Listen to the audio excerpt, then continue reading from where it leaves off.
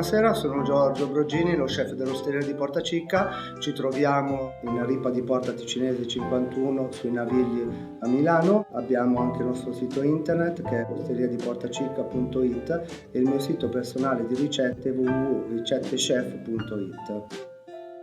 La mia cucina si basa su un concetto filosofico di tradizione e innovazione. Alcuni piatti vengono appunto creati proprio da me.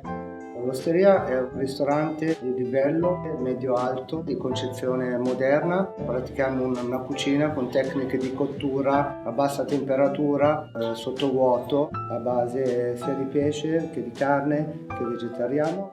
Proponiamo alcuni piatti della cucina classica rivisitati in modo creativo.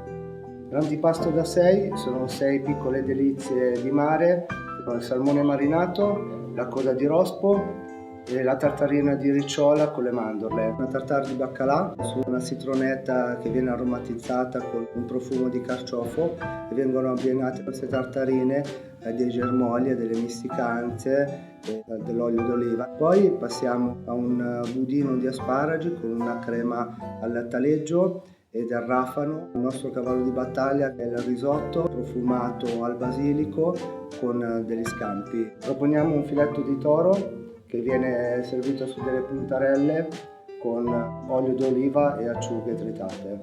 Il coniglio viene fatto a mousse e adagiato su una purea soffice di patate con un intingolo di basilico e fondo di cottura. Il prodotto stagionale di questo mese è l'asparago e facciamo questo branzino con una farcia di asparagi e un carpaccio di asparagi. Per finire abbiamo la nostra mousse al cioccolato bianco che viene servita su una coulisse di mirtilli. Un saluto a tutti gli amici di Love Resto e veniteci a trovare all'Osteria di Porta Cicca.